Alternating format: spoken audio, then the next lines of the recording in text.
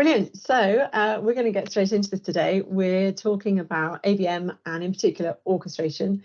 So I'm Helen Brown, I'm managing partner of Seeblue, and this is Jake Bird, he's head of ABM for Seeblue. Hello. So if you're listening to this, you already know about ABM, right? You know what it is. The reason we're talking about orchestration today is because it is almost the most critical part of it, because it's what pulls everything together. Without orchestrating a program, you don't really have a program that's going to deliver you results. And I think of it as it is like being the conductor of an orchestra. It's pulling together sales and marketing. When I say sales, I mean the hunters and the farmers in your team, as well as your technology, as well as your strategy and your insights into a fully integrated, managed and executed program. So it's really, really critical. So we're going to talk a little bit more about how do you make orchestration work? How do you make it happen? How you measure that? And then I think let's have a chat about pitfalls as well, because that's what people always want to get to the nub of when we're talking to our clients, isn't it? So Jake, do you want to give us a bit more about how is it that you, when you're running these programs for our clients, how do you bring this to life? How does the orchestration really function? Yeah, so I mean, I actually love the analogy of the orchestra there. So I'm almost just imagining that you've got your violin sections being the marketeers. You've then got sales in brass and percussion, you know, quite loud and really making a lot of noise and really pushing sort of like the rhythm of the business. But I think also to add to that is the instruments that they play is almost like the resources that they have access to. So the content, the channels, the messaging.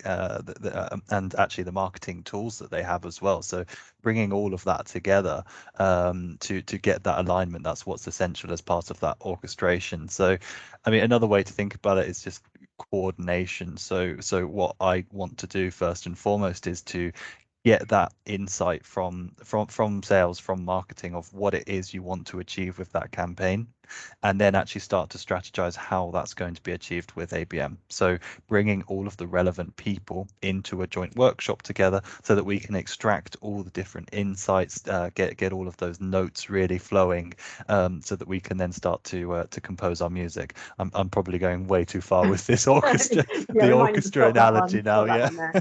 It's probably also worth mentioning that we're talking about, because people listening will know there are different types of ABM: one-to-one, one-to-few, hybrid, combination, and we are talking about each of those together. So all ABM approaches need orchestrating. The only difference is really how deep you're going and how personalized you're making your outreach and the whole program. So as far as what we're talking about today goes, I think all of the same principles apply. You're just going to a different depth. Yes, exactly. So go on then, give us some more info on the nuts and bolts of ABM orchestration and sharing, I think, how we do it as Seeblue. Yeah, absolutely. So following actually having that the workshop, so we've got all of that information, we've got that alignment, we understand what we want to achieve, and actually this is really important for any campaign, and something we see time and time again with our clients is actually having that internal sign off and agreement on what it is we're trying to achieve and how we're going to achieve it. So we'll obviously get on to pitfalls later, but that is one of them, is having that misalignment and the misunderstanding of what it is we're trying to achieve, what we want to get out of it, and what good looks like. And so following that workshop, that's when we can start to delve into first, second, third party data that you have ownership of, and also topping that up with qualitative research and insights that we build ourselves. So actually adding into the knowledge that we've already learned about. So we're not trying to double up on anything. We're not trying to tell people something they don't know. It's building on the knowledge that they have. So any sector or account insights that we can really add into that conversation that will help to guide the overall messaging strategy, value proposition and comms plan of the campaign. Once we then have the agreement of what that messaging and value proposition is, and everyone's aligned on how that's going to work across the channels, that's then when we'll start working on assimilating resources that you already have access to, that you've already built. So many of our clients have really great resources. It's that they're just usually tend to be scattered all over the place or within the website. So actually we want to bring that in. We'll then start doing a bit of a gap analysis of what else can we create that's going to be engaging for your prospects. But we're coming back into a time where DMs are going to be landing really nicely. People probably haven't seen them for a couple of years, and actually, can we help to separate from what your competitors are doing by having that really nice creative theme? And then once you've got that coordination across your various channels and across the technologies that you're using and that you're executing on, you can then make sure that that theme is bleeding through, the theme and the messaging is bleeding through everything that they're going to be receiving. So you have that really nice and really well thought through, and most importantly, joined up plan and messaging that's just hitting the target, that's going to be hitting the targets. So it's going to be almost impossible for them not to be, I would say, impressed, or at least noticing you in the market. So whether that's building that initial awareness or actually really driving that credibility of you as that as that partner or vendor who's going to be solving a problem within solving the challenges that your prospects are going to be having. So I guess to summarize that, then, the three things that are really critical as part of that kind of strategy and putting everything together phase: you need the right insights, but also the message and the creative, because the output of this whole section of setup and strategy is, what is it that's going to get you noticed within that very specific and individual account? So far from kind of mass marketing spray and pray days, it is about cut through to individuals within an account. And certainly from our experience, neither the message nor the creative can be off point, because if they are, you just won't get there. And that's why the insight is so important. But I think also relevant for those listening to know that the approach can be used whether you're going after net new acquisition strategy or your existing accounts. The difference will only be how long you're spending operating in kind of top of funnel zone and mode, or whether you're actually operating more at bottom of funnel and on pipeline and opportunity development. But ABM, and certainly the way that you would orchestrate that program, is designed to take people from one to the other, clearly not in a linear fashion. B2B buyers just don't buy like that, and every B2B marketer knows that. But that brings us in quite nicely, I think, to the way that you actually orchestrate and manage the program once the strategy has been done, set up and run, which I know that we do through our digital demand hub. So do you want to give everyone a bit more information about that side of things? Yeah, absolutely. So the analogy, the analogy that we talk about internally is that we're as consumers ourselves, we've all become a bit spoilt on the choice that we're given by the various platforms that we're using. So if you imagine that you go into Amazon and you have what's recommended for you, and you have your wish list, you have everything. The platform feels very personalized, and it feels, even though it is the Amazon app the website that you're going into, it feels very much like it's tailored to you, and that makes me go back into it time and time again. I mean, my girlfriend will tell you that not a day goes by where we don't have at least an Amazon package, and it has become a bit of a bad habit. The same is for Netflix and for Spotify as well, these platforms that we use day and day again. So actually, how can we take that and actually apply it to the world of B2B? So with our digital demand hub, this is where we assimilate all of that content that we're bringing into the campaign, where we also highlight the hero assets that we're creating as part of that campaign, and using the digital demand hub as the single central hub to send our prospects to in all of the engagements that we're sending to them. These can be tailored to specific clusters, to individual accounts, even to individual people. So it has that power within the AI of the platform to identify who's going in, and so what content should be pulled to be sharing through to them.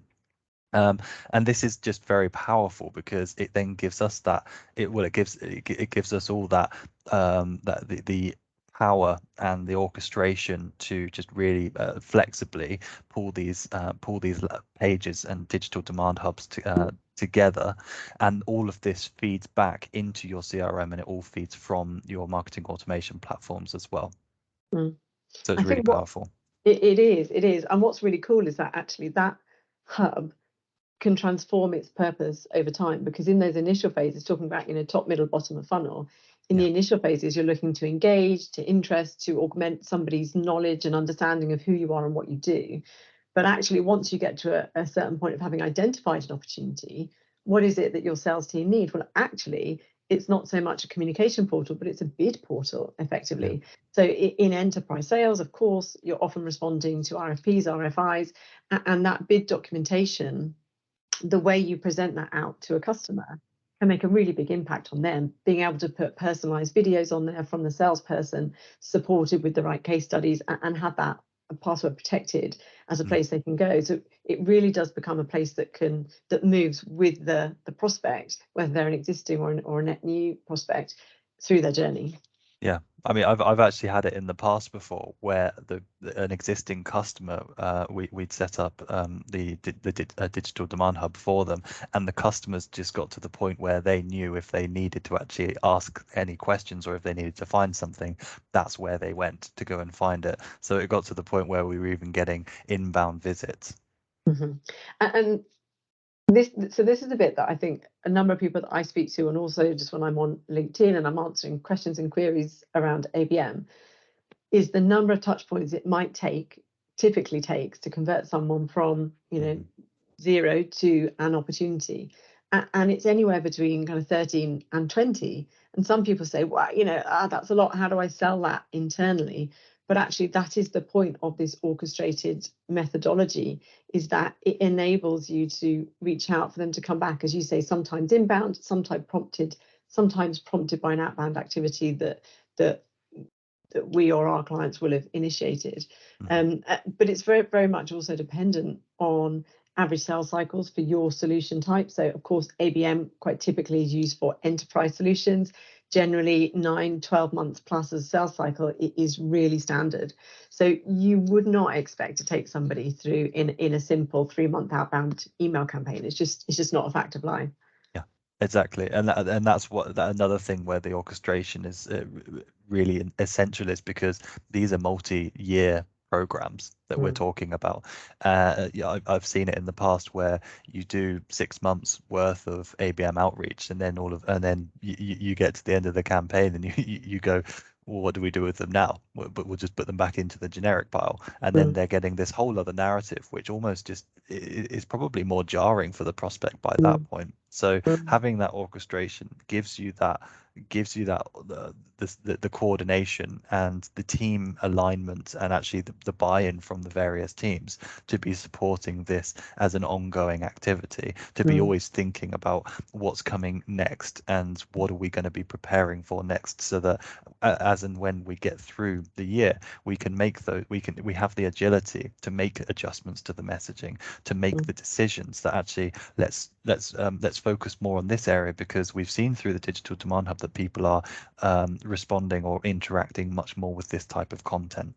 And that's the other side of it, isn't it? It's never just launch and come back to it and see what you've achieved at the end, because you're always adapting and augmenting what you've done to improve. That's the whole point of having it managed. And it also requires salespeople to give that feedback. So where you've engaged with the prospect and then it's led to an opportunity, to a conversation, the result and the response from that conversation, how that message landed, needs to be fed back into the program, such that if, for example, you've taken a cluster approach and you've got similar messaging across, say, 20 accounts, you need to make sure that that insight is brought straight back in to help benefit the other conversations that are likely to arise.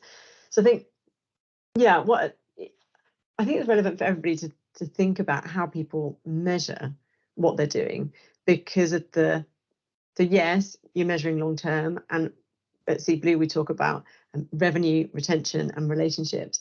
But there are also really important short and medium term measures that we use to break this down, aren't there? Because you simply can't start and measure a year later. It doesn't work like that, right? So we need to look at who is it that you're engaging with, how many additional executives are engaged or prospects are engaged, number of people within the account, number of meetings that have been driven, many different ways of measuring leading indicators before you get to the actual conversion to pipe and the revenue numbers, which of course are the end result and what drives the ROI.